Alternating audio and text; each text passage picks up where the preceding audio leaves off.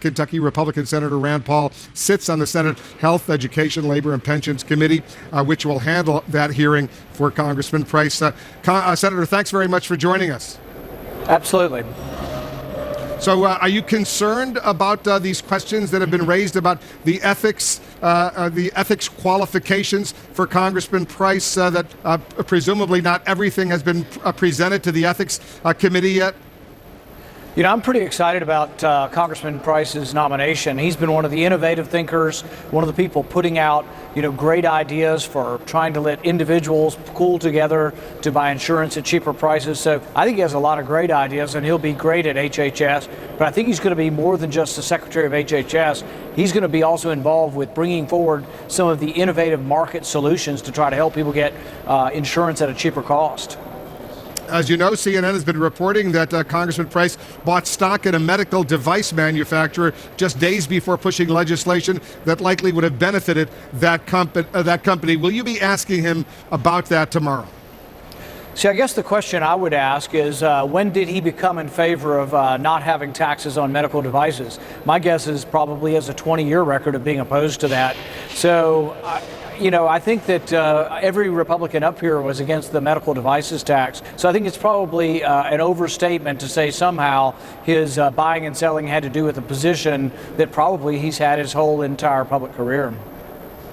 Senator Schumer, the Democratic leader in the Senate, thinks he could have some trouble getting confirmed. Do you agree with him?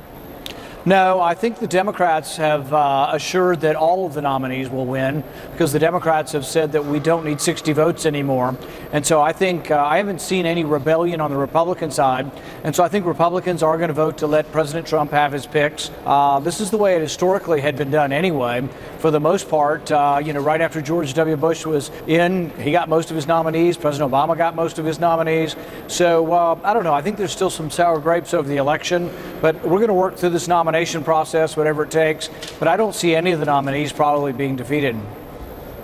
The president-elect in that interview with the Washington Post says he wants health insurance for everyone. Some senior Republicans working on a replacement legislation, they say they don't know exactly what he means by that. Do you know what he means? Is his plan, his replacement plan, going to be covering everyone in America with affordable health care insurance? I think that's a goal of everybody's plan. It's the goal of my replacement plan, is to have the most amount of insurance at the least amount of cost. Now, what does that actually mean? Well, it's hard to say anything is 100%. Even a governmental system is not necessarily 100%. What I would say is, I agree with Donald Trump. The goal should be to insure everybody. We should have the goal of being 100% access. It's not really that we have a difference of opinion on that. Democrats want the same thing. So I think we all have the same motives. It's really the debate is about how you practically get to that goal. So if people can't afford any health insurance, the government will give them the health insurance. Is that what you want? Well, we already have that. Basically, if you can't afford medical care in our country, we have Medicaid. So we already have a government system that supports those who don't have an income. What we're trying to figure out is, for those who do have an income, for those who do work, how do we find out, how do we get insurance at a reasonable cost? The failure of Obamacare is it made the cost higher. So if you're a working individual and you're working class and you're struggling to get ahead, Obamacare made your insurance too expensive to be able to afford. They said they would subsidize it, but where does the money come from? So it is a complicated question how we get everybody insurance. Part of it is you need a thriving economy. So the more people working, the less people have to be on government assistance, and the less people have to have government-assisted insurance. So you need a thriving economy.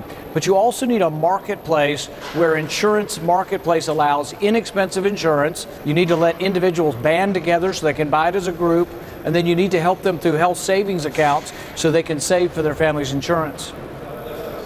The Russian president, Vladimir Putin, today weighed in on the transition of power here in the United States, saying he thought the Obama administration was actually trying to undermine the incoming president. Putin also said allegations that Russia monitored Trump during a trip to Russia a few years ago, in his words, was rubbish. The allegations were rubbish. What do you think of the Russian president speaking out about this? I don't have any control over the Russian president, but I think it's unseemly that people in our intelligence community, the CIA director is out there giving press conferences, criticizing the incoming president. I think that's inexcusable, and I would not have anybody in the CIA that is publicly criticizing the president. It's not their job, it's not their role, and it's frankly unseemly, and it takes away from the credibility. Look, the intelligence community has a great loss of credibility in the last couple of years. James Clapper came to the Senate and lied under oath. Now we have the head of the CIA publicly criticizing the incoming president. I think that's not the role of the CIA. The CIA should be in the background trying to protect our country and not out there trying to score political points. I think it's a terrible and tragic day, and it hurts all of our intelligence gathering and their credibility to have the head of the CIA out there doing this. But, Senator, when Donald Trump twice compares elements in the U.S. intelligence community at the CIA as behaving as if they were in Nazi Germany, doesn't the CIA director have the right to defend the men and women of the U.S. intelligence community? I think it's very important that private information that's discussed in private intelligence briefings be private. Classified information should not be leaked to the press. I don't know who did this, but I can tell you in all likelihood it wasn't a Republican, it wasn't Donald Trump, it wasn't his people.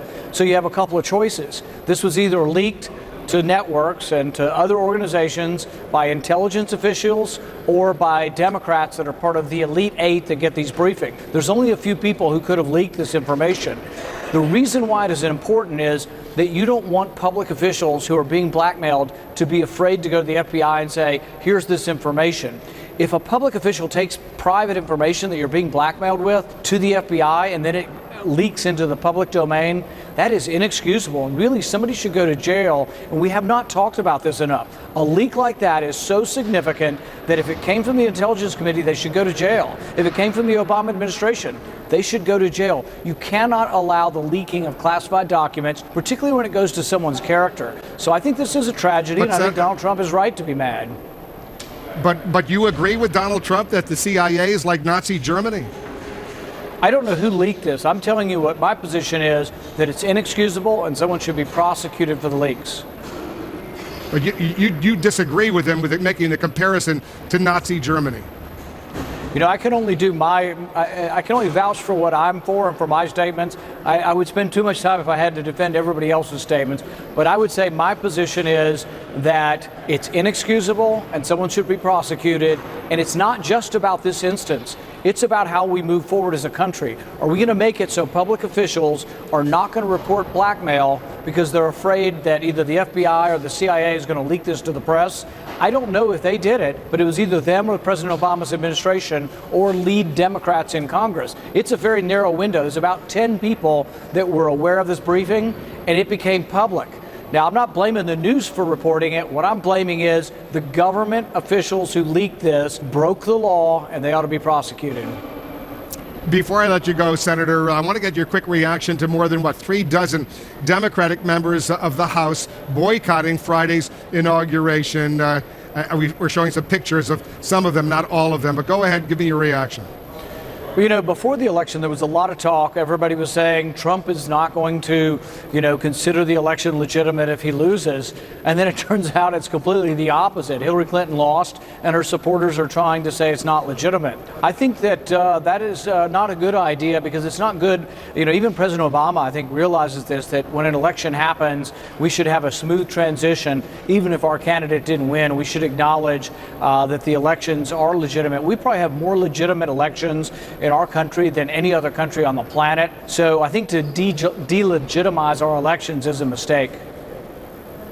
Senator Rand Paul, thanks so much for joining us. Thank you.